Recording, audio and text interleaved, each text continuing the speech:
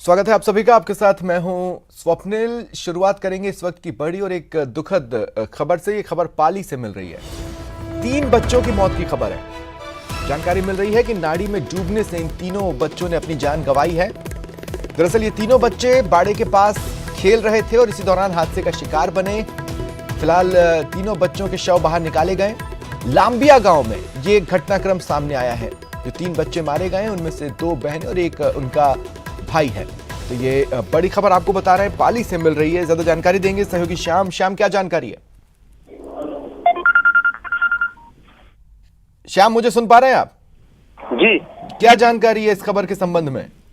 जी, ये पाली के सदर थाना क्षेत्र के लांबिया गांव की घटना है, जहां पर 3 बच्चे जो अपने बाड़े में गए थे और वो खेलते खेलते एक गांव के पास ही नाडी थी, वहां पहुंच गए, जिसमें एक 2 साल का छोटा बच्चा था उनके साथ, जो उसके पैर फिसलने की वजह से नाडी में जा गिरा था, जिसे बचाने के चक्कर में उसकी 2 बड़ी बहनें जो 7 साल की और 6 साल की थी, वो भी नाडी के अंदर गई। लेकिन पानी गहरा होने की वजह से तीनों डूब गए और तीनों ही एक ही परिवार के। घटना की सूचना पर सदर थाना पुलिस मौके पर पहुंची और तीनों के शवों को नाडी से बाहर निकलवाया गया। फिलहाल उनकी तीनों के शवों को लांबिया अस्पताल की मोर्चरी में रखवाया गया है। हालांकि पुलिस घटना की जानकारी में जुटी हुई है कि इस हादसे के पीछे क्या कारण रहे हैं। जी, ये बच्चे खेल रहे थे, क्या किसी की नजर नहीं गई इनकी तरफ? ऐसे कैसे खेलते खेलते ये नाड़ी में गिर गए? जी, बताया ये जा रहा है कि इन बच्चों का जो पशुओं को बांधने का बाड़ा है, जो उसके नाडी के पास ही है, जहाँ पर ये आए दिन वहां जाते हैं। आज भी वो उसी की बाड़े में जाने के चक्कर में वहां गए थे और नाडी के पास से निकल रहे थे। इसी दरमियान एक 2 साल का बच्चा इनके साथ था, उसका पैर फिसल गया, जिसकी वजह से वो नाडी में जा गिरा था और उसे बचाने के प्रयास में दोनों बहनें भी पीछे नाडी में कूद गई थी, जिसकी वजह से तीनों गहरे पानी में डूब गए। जी, चलिए, शुक्रिया तमाम जानकारी के लिए।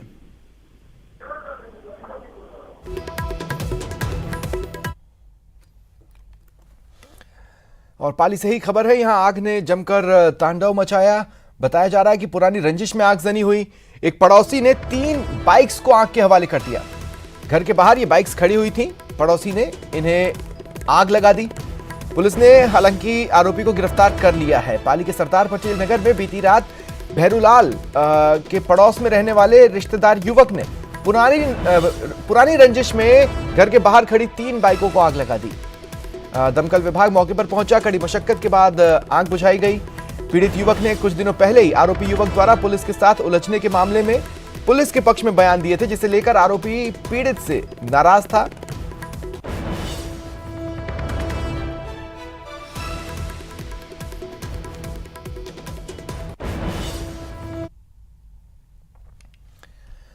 और देखिए, भरतपुर से ये बड़ी खबर है। एसीबी की बड़ी कार्रवाई सामने आई है। घूसखोर अतिरिक्त जिला शिक्षा अधिकारी ट्रैप हुआ है। बाबू भुवनेश भी एसीबी के हत्थे चढ़ा। 15,000 की रिश्वत लेते ये दोनों धर दबोचे गए हैं। मिड डे मील के बिल पास करने की एवज में ये घूस मांगी गई थी। स्टेशन के सामने मिड डे मील कार्यालय में ये कार्रवाई हुई। दरअसल एसीबी को इस संबंध में शिकायत मिली थी कि घूस मांगी जा रही है, जिसके बाद मामले का सत्यापन करवाया गया और फिर ट्रैप की कार्रवाई को प्लान कर आज उसे अमली जामा पहनाया गया। ये दोनों घूसखोर एसीबी के जाल में आ फंसे। फिलहाल एसीबी की कार्रवाई जारी है।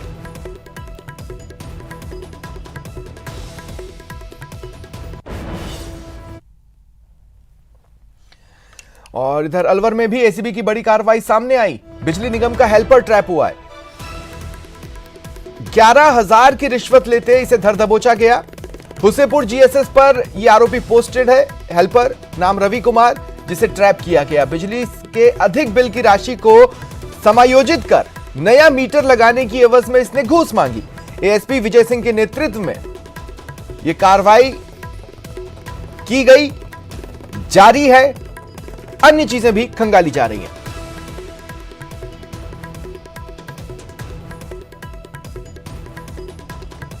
देखिए, अलवर से ये बड़ी खबर है। एसीबी आज प्रदेश में लगातार एक्शन में रही है। आज भी कई घूसखोरों की जांच आगे बढ़ रही है और इस बीच कुछ घूसखोरों का पर्दाफाश भी एसीबी ने किया है। बेईमानों की खैर नहीं है। एक और खबर जो इस बात को साबित कर रही है कि एसीबी लगातार एक्शन मोड में है। अलवर में एसीबी ने बिजली निगम के हेल्पर नाम रवि कुमार, जो कि हुसेपुर जीएसएस पर पोस्टेड है, उसे 11,000 की रिश्वत लेते ट्रैप कर लिया। फिलहाल एसीबी की कार्रवाई जारी है। अन्य चीजों को भी खंगाला जा रहा है। फिलहाल जो जानकारी सामने आई है बिजली के अधिक बिल की राशि को समायोजित कर नया मीटर लगाने की एवज में इसने घूस मांगी थी और ये घूस ले ही रहा था, पर इसे ये जानकारी नहीं थी कि दरअसल ये एसीबी का बिछाया जाल है और ये बेईमान उसमें आ फंसा।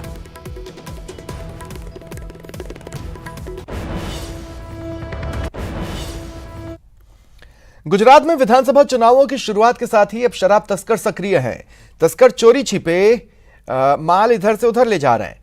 ऐसे ही एक मामले में बाड़मेर जिले में आबकारी विभाग द्वारा अवैध शराब के खिलाफ चलाए जा रहे अभियान के तहत कार्रवाई हुई। एक ट्रक में अवैध शराब परिवहन कर गुजरात ले जाई जा रही 74 लाख की शराब जब्त की। शराब की सप्लाई पंजाब से हो रही थी। आबकारी पुलिस ने आरोपी ट्रक चालक को भी गिरफ्तार किया है। जानकारी मिल रही है, मुखबिर की सूचना पर यह कार्रवाई की गई।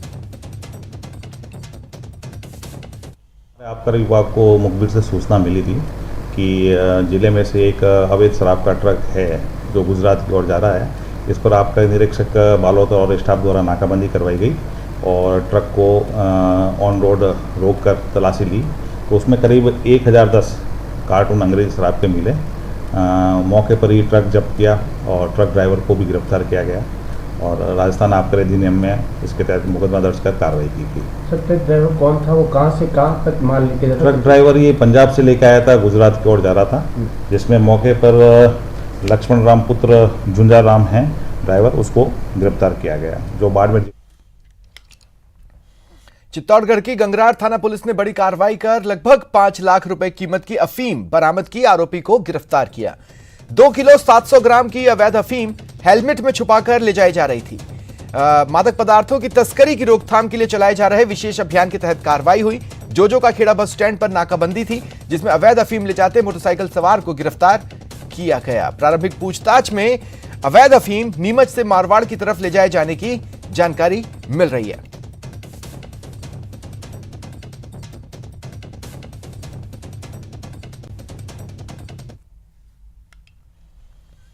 बाड़मेर जिले के अंदर पिछले कुछ समय से स्कूल में शिक्षकों की कमी के चलते छात्र प्रदर्शन करते दिख रहे हैं। छात्र शिक्षा के मंदिर पर ताला लगाकर प्रदर्शन कर रहे हैं। ऐसा ही मामला राजकीय वरिष्ठ उपाध्याय संस्कृत विद्यालय बाड़मेर ग्रामीण तिलक नगर में देखने को मिला।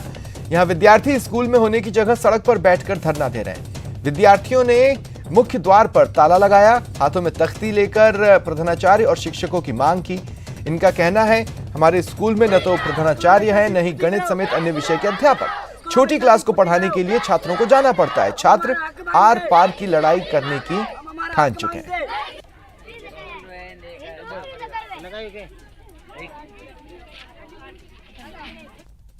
बारहवीं की छात्रा हूँ मैं। यहाँ से 4-5 साल मैं यहाँ पे पढ़ रही हूँ। मैंने देखा है यहाँ पे कोई मैथ का टीचर नहीं है। ये 10वीं क्लास से लेकर फर्स्ट क्लास तक, मतलब फर्स्ट क्लास से 5वीं तक तो मैम अकेले संभाल रही पूरी। मतलब बच्चे बहुत शोर भी करते हैं, इनको संभालना एक टीचर की हाथ में नहीं है। मैम अकेले संभालते हैं और बाकी भी टीचर्स की कमी है। नहीं कंप्यूटर के टीचर है, नहीं हमारे प्रिंसिपल है और इनकी मैथ पढ़ानी है, बोर्ड परीक्षा है और नहीं मैथ का टीचर है। 4 सालों को यहाँ पे कोई मैथ का टीचर नहीं है। बच्चों को सफाई नहीं हुए, बच्चों को पढ़ाने में पढ़ाई करने में लो। हमारी मांग है। 4 साल हो गए, स्टाफ की पूर्ति हुई नहीं, तो हम देखेंगे स्टाफ की जब तक पूर्ति नहीं होगी हड़ताल बैठ रहेंगे। इसलिए आज हड़ताल की है, हमारी स्टाफ की पूर्ति चाहिए। और देखो हमारे सफाई कर्मी सारी नहीं है तो शौचालय में जा नहीं सकते। हम शौचालय में जाए तो वापस बीमार होकर आते हैं। और भीलवाड़ा के एक स्कूल में शिक्षकों की कमी और विद्यालय की जर्जर अवस्था को लेकर छात्राओं ने प्रदर्शन किया। कई घंटों तक प्रदर्शन चला। बालिकाओं की मांगे पूरी नहीं हुई तो उन्होंने हड़ताल की। मामला उपनगरपुर के राजकीय उच्च माध्यमिक विद्यालय का है। सूचना मिलते ही शिक्षा अधिकारी तहसीलदार मौके पर पहुंचे और उचित दिशा निर्देश दिए, छात्राओं से बातचीत भी की, तब जाकर मामला शांत हुआ।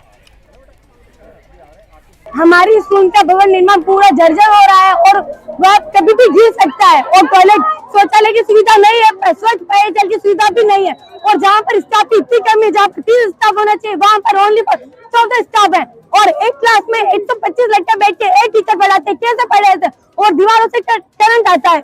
मैं स्वयं भी मौके पे आई हूँ तो इनकी छात्राओं की कुछ मांग थी कि विद्यालय भवन जर्जर हो रहा है, ड्रिंकिंग वाटर और शौचालय और टीचर्स का कोई स्थानांतरण हो गया और उसकी जगह और टीचर्स को लगाने की इनकी मांग थी। इनसे बात की गई है और टीचर्स की वैकल्पिक व्यवस्था आज ही हम जिला शिक्षा अधिकारी से कह के करवा रहे हैं। ड्रिंकिंग वाटर की बिल्कुल कोई परेशानी नहीं आने दी जाएगी। हनी ट्रैप के एक मामले में पुलिस ने 24 घंटे के भीतर एक महिला और उसके साथी को गिरफ्तार किया। हनुमानगढ़ जिले की गोगामेड़ी पुलिस और जिला विशेष टीम ने साझा ऑपरेशन चलाकर आरोपियों को पकड़ा। पुलिस ने बताया पीड़ित ने आरोपी मंजू को रुपए उधार दे रखे थे। मंजू ने पीड़ित को रुपए लेने के लिए घर बुलाया। पहले से तय योजना के तहत उसने अपने साथियों के साथ मिल पीड़ित की आपत्तिजनक फोटो खींची। पीड़ित को ब्लैकमेल कर उससे 7 खाली चेक लेने के साथ ही खाली कागजों पर हस्ताक्षर करवाए और पिकअप गाड़ी भी रख ली। मदद के लिए पीड़ित पुलिस के पास पहुंचा। मामला सुनने के बाद पुलिस ने डमी नोटों की गड्डियां बनाकर पीड़ित को आरोपियों के पास भेजा और जाल बिछाकर 2 आरोपियों मंजू और जयपाल को पकड़ लिया। तीसरा साथी मंजू का पति मौके से भाग निकला। दौरान गश्त परिवादी दुलीचंद से सूचना मिली थी कि उसे हनी ट्रैप का शिकार किया जा रहा है। उसे बलात्कार के झूठे मुकदमे में फंसाने की एवज में उसकी गाड़ी छीन ली गई है और उसे 7 खाली चेक ले लिए गए हैं हस्ताक्षर करवा करके।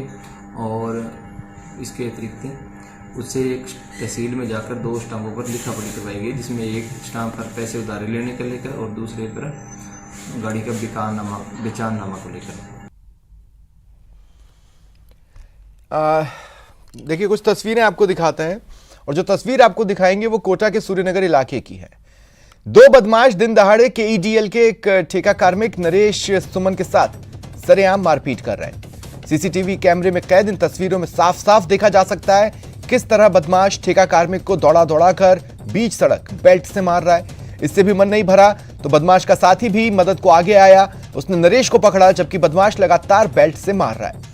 बीच बीच में वह लात चलाने से भी नहीं चूक रहा। दबंग के खौफ के आगे मौके पर मौजूद कोई भी शख्स बीच बचाव को आगे नहीं आया। मारपीट के बाद कार्मिक अपने आप को बचाने के लिए एक चाय की दुकान पर पहुंचा, लेकिन बदमाश ने दुकानदार के साथ भी मारपीट की और दुकान में तोड़फोड़ की। बदमाश ने दुकानदार को जान से मारने की धमकी दी।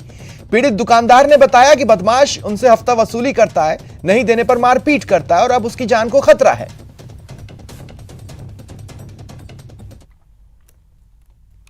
मामला दर्ज करवा दिया हमने। लाइव वीडियो कैमरे लग रहे, फुटेज लग रहे दुकान पे। हाँ।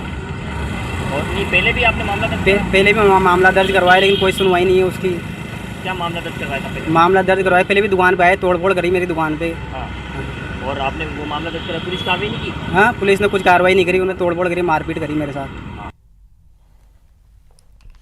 हेरिटेज नगर निगम में आज 2 घंटे तक जमकर हंगामा हुआ। इस बीच धक्का मुक्की और हाथापाई की भी नौबत आई। बीजेपी पार्षदों और कार्यकर्ताओं ने विकास कार्य नहीं होने को लेकर हंगामा किया। इस दौरान लंपी से मुक्ति के लिए महापौर मुनीश गुर्जर की ओर से आयोजित यज्ञ भी हंगामे की भेंट चढ़ गया।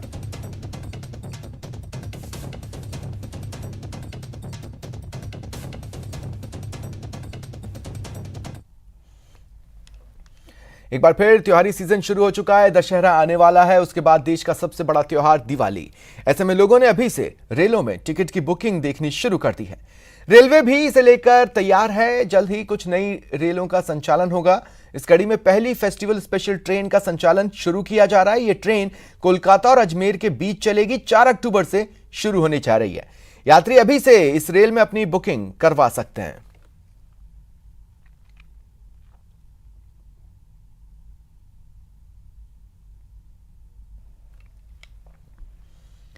करौली में विश्व हिंदू परिषद और बजरंग दल कार्यकर्ताओं ने लंपी के बढ़ते संक्रमण को लेकर हिंडौन एसडीएम को ज्ञापन सौंपा, जिसमें गौवंश रक्षा के लिए नगर परिषद पर अनियमितता का आरोप लगाया।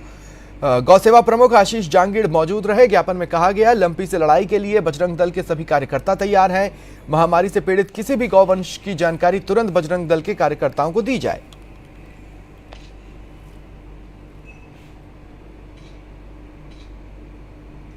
एसडीएम साहब के समक्ष विश्व हिंदू परिषद और बजरंग दल कार्यकर्ताओं ने लंपी वायरस की जो पैर पसार चुका है हमारे उपखंड क्षेत्र में, इस संबंध में हमने ज्ञापन दिया गया है और नगर परिषद इस संबंध में जो लापरवाही कर रहा है उसके बारे में भी कार्रवाई करी जाए। और मैं आमजन से अपील करना चाहूँगा, हमारे विश्व हिंदू परिषद और बजरंग दल कार्यकर्ता सभी लोगों की अपील है कि जिनके भी घरों में गायें हैं वो विशेष सावधानी रखें और अगर थोड़ा सा भी लंपी वायरस के सिम्टम्स दिखते हैं तो आप नगर परिषद या विश्व हिंदू परिषद को कॉल करके बता सकते हैं। सवाई माधोपुर के बौली क्षेत्र के लोगों ने बाटोदा थाने पर पहुंचकर पुलिस प्रशासन के खिलाफ प्रदर्शन किया और ज्ञापन सौंप बाटोदा में लगाए गए बजरी टोल नाके को हटाने की मांग की। टोल नाके पर मौजूद कार्मिकों की पहले जांच कर टोल पर लगाए जाने की भी मांग की। क्षेत्र के लोगों का कहना है कि बाटोदा में बजरी माफियाओं ने अवैध रूप से बजरी टोल नाका लगा रखा था। माइनिंग से नियम से पहले थाने में देनी पड़ती है, जबकि थानेदार को यही पता नहीं है कि ये नाका भेजेगा भेजे, जबकि थानेदार जी ने भी कागज मांगे तो कागज नहीं मिले। बिल्कुल गलत था ये, और अगर दोबारा ऐसी हरकत की तो ये जनता ईंट से ईंट बजा देगी और हम इसके विरुद्ध हैं। बिल्कुल भी जो भी इस नाके के अंदर बेनिफिट से वसूली करते हैं। बढ़ेंगे आगे। पितरों की आत्मा की तृप्ति के लिए तर्पण और श्राद्ध किया जाता है। जयपुर में जेडीए की ओर से श्राद्ध के मौके पर अपने पूर्वजों की स्मृतियों को संजोने के लिए नवाचार किया गया है। जेडीए शहरवासियों को अपने पूर्वजों की याद में पेड़ लगाकर उसकी देखभाल का जिम्मा दे रहा है, ताकि शहरवासी अपने पूर्वजों की याद को एक पेड़ के जरिए हमेशा हरा भरा रख सके। 10 सितंबर से शुरू हुए पितृपक्ष का समापन 25 सितंबर को अमावस्या पर होगा। ऐसा माना जाता है कि इस अवधि के दौरान किए गए अनुष्ठान पूर्वजों को मोक्ष या मोक्ष प्राप्त करने में मदद करते हैं। इस श्राद्ध पक्ष में पूर्वजों और पितरों की स्मृतियों को सहेजने के लिए जेडीए शहरवासियों के साथ मिलकर पौधरोपण की मुहिम चला रहा है। इसमें लोग बढ़ चढ़कर अपने पूर्वजों की याद में पौधे लगा रहे हैं। जेडीए इसके लिए पौधे उपलब्ध करवा रहा है। फिलहाल ये सेंट्रल पार्क समेत कुछ पार्कों में किया जा रहा है। ऑन योर पार्क में मैं हर आमजन से एक रिक्वेस्ट की कि आप आइए, इस पार्क में आप अपना पौधारोपण करिए, और पौधारोपण को करने के पश्चात इस पौधे को हम जेडीए वाले इस पौधे को संरक्षित करेंगे। जेडीए की इस पहल को लोगों ने भी सराहा है। लोगों की माने तो ये एक अच्छी पहल है जो हमें पर्यावरण और हरियाली के संरक्षण के लिए जरूरी है। एक पेड़ के तौर पर पूर्वजों की यादों को हमेशा जीवंत रखा जा सकता है। श्राद्ध के दौरान जो है हम लोग ब्राह्मणों को भोजन कराते हैं और इस तरीके हम रखते हैं, बीच में दान पुण्य वगैरह करना रहता है। हम क्यों ना हम ये सोचते हैं कि पेड़ पौधों को भी हम एक तरीके से जीव ही तो है, इसमें भी तो सांस लेता है और हमको सांस देता है, क्यों ना हमको भी उसी तरीके से जीव मान के इसकी सेवा की जाए, इसको पानी दे के इसको पूरा इसको पोषित करके ये बड़ा होकर फल देगा तो लाइफ लॉन्ग चलेगा। तो बट नेचुरल सी बात है, श्राद्ध का तो बहुत अच्छा ये मौका है, अपने करना चाहिए पेड़ पौधे का। हमारे जीवन के लिए, जैसे सर ने बोला, ऑक्सीजन बहुत ही ज़्यादा ज़रूरी है, और अगर जब तक हम अपने से ये इनिशिएटिव नहीं लेंगे तो आगे नहीं बढ़ पाएंगे। तो आज हमने हमारे काउंटर इंडिया का आज एनिवर्सरी है, तो उसके उपचित में 101 पेड़ यहाँ पे लगवाए हैं। अभी श्राद्ध सब कुछ शुरू हो चुके हैं, सो लोग अपने अपने तरीके से अपने मन की शांति के लिए और बहुत सारी चीज़ें व्यवस्था करते हैं। तो हम लोगों ने सोचा कि क्यों ना कि इस बार हम लोग ये पौधे लगा के करें, क्योंकि ये सिर्फ एक ही जगह काम नहीं आएगा, ये लाइफ लॉन्ग हमको ऑक्सीजन भी देता रहेगा, छाया भी देता रहेगा। जेडीए ने इस मॉनसून सीजन में जयपुर की सड़कों, पार्कों के अलावा शहर में सघन पौधरोपण का अभियान शुरू किया है, जिसमें 1 लाख पौधे लगाने का लक्ष्य है। जेडीए का दावा है कि करीब 80% से ज्यादा टारगेट हासिल कर लिया गया है। ऐसे में पितरों की याद में जेडीए के पौधरोपण अभियान से जहां शहर की हरियाली में 4 चांद तो लगेंगे ही, लोगों में भी पर्यावरण की जागरूकता बढ़ेगी। महेश दाधीच, न्यूज़ 18, जयपुर। इंसानों को तंग करने वाले बंदरों को नगर निगम हेरिटेज पिंजरों के जाल में कैद कर कई दिनों की सजा दे रहा है। राजधानी जयपुर का यह मामला है। नगर निगम हेरिटेज की ओर से शहर के 4000 बंदरों को पकड़ने के लिए ठेका दिया गया था, लेकिन पकड़ने के बाद इन चोटिल और भूखे बंदरों के लिए 15 से 20 दिन छोटे पिंजरे में कैद कर इनके गुनाहों की सजा तय की जा रही है।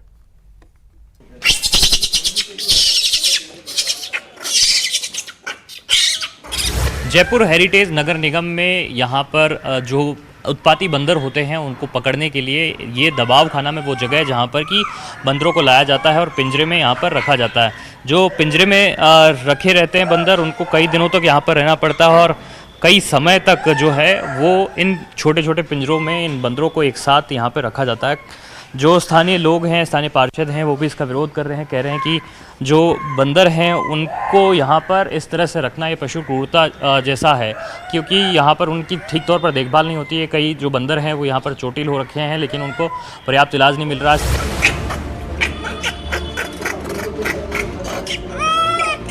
जी हाँ, ये हालात हैं इन हेरिटेज के पिंजरे में कैद बंदरों के। दरअसल राजधानी जयपुर और उसके आसपास के क्षेत्र में बंदरों का बड़ा उत्पात था, जिसके कारण लोग बहुत परेशान थे। बंदरों के हमलों से परेशान लोगों को राहत देने के लिए नगर निगम हेरिटेज ने 4000 बंदरों को पकड़ने का ठेका दिया। बंदर पकड़े भी जा रहे हैं। छोटे छोटे पिंजरों में बड़े बंदरों को भी रखा जाता है, जिससे बंदर जख्मी हो रहे हैं। ठेका शर्तों के मुताबिक प्रति बंदर 777 रुपए तय किए गए हैं, जिसमें उनकी अच्छी देखभाल और उन्हें प्राकृतिक वातावरण में शहर से करीब 150 किलोमीटर दूर छोड़ने के लिए तय किया गया है। ठेका शर्तों में prevention of unity to animals act 1960 का ख्याल रखने के लिए भी साफ तौर पर निर्देश हैं। लेकिन पकड़े गए बंदरों की हालत को देखकर इस एक्ट की कितनी पालना की जा रही है, इस बात का आकलन आप खुद कर सकते हैं। नगर निगम ने जिन कॉन्ट्रैक्टर्स के थ्रू बंदर पकड़वाए हैं वो प्रोटोकॉल्स नहीं फॉलो कर रहे हैं। पशुओं के लिए जो क्रूरता नियम हैं वो बहुत सालों से लागू हैं, उन पे अमल करना बहुत ज़रूरी है। दूसरी ओर जब इस मामले में नगर निगम हेरिटेज की महापौर मुनेश गुजर से न्यूज 18 ने सवाल किया तो उन्होंने भी स्वीकार किया कि बंदरों की खराब स्थिति को लेकर शिकायतें मिल चुकी हैं, अधिकारियों को भी निर्देश दिए जा चुके हैं और कोई आदेशों की पालना नहीं करेगा तो उस पर कार्रवाई होगी। वो गौशाला वाले जो है वही दबाव खाना भी देखते हैं। जो बंदरों की समस्या है उसमें मैंने निर्देश दिए हैं कि जहाँ तक पॉसिबल हो सके इनको आप थोड़ा दूर जाकर छोड़ दें, जो वन क्षेत्र है जहाँ पर, ताकि बेजुबान जानवरों को भी परेशानी ना हो और वहाँ जो आसपास के लोग रहते हैं जो परेशान है उनको भी परेशानी ना हो। मैंने उसी समय निर्देश दे दिए। उधर पार्षद सुनीता मावर ने बंदरों को ज्यादा दिनों तक पिंजरे में रखने पर भ्रष्टाचार का खेल होने का अंदेशा जताते हुए इसकी जांच की मांग की है। केवल मात्र कुछ बंदरों को पकड़ के रख रखा है, उन्हीं के आधार पर बिल पेश करे जा रहे हैं, भुगतान हो रहा है, बाकी बंदर पकड़ने की कहीं कोई कार्रवाई नहीं हो रही है। और यहाँ पर उन्हें इस तरह से पिंजरों में जकड़े रखना कहीं ना कहीं जो है ये पशु क्रूरता है, उससे यहाँ पर माना जा सकता है और इसे लेकर के ज़रूर नगर निगम को ध्यान देने की बात है, क्योंकि 15 से 20 दिनों का वक्त इन पिंजरों में बिताना बंदरों के लिए, क्योंकि ये वन्य जीव हैं और इनके लिए ये कतई जो है बर्दाश्त के काबिल नहीं होना चाहिए। कैमरा पर्सन अविनाश के साथ महेश दाधीच, न्यूज़ 18 जयपुर। फिलहाल इतना ही, नमस्कार।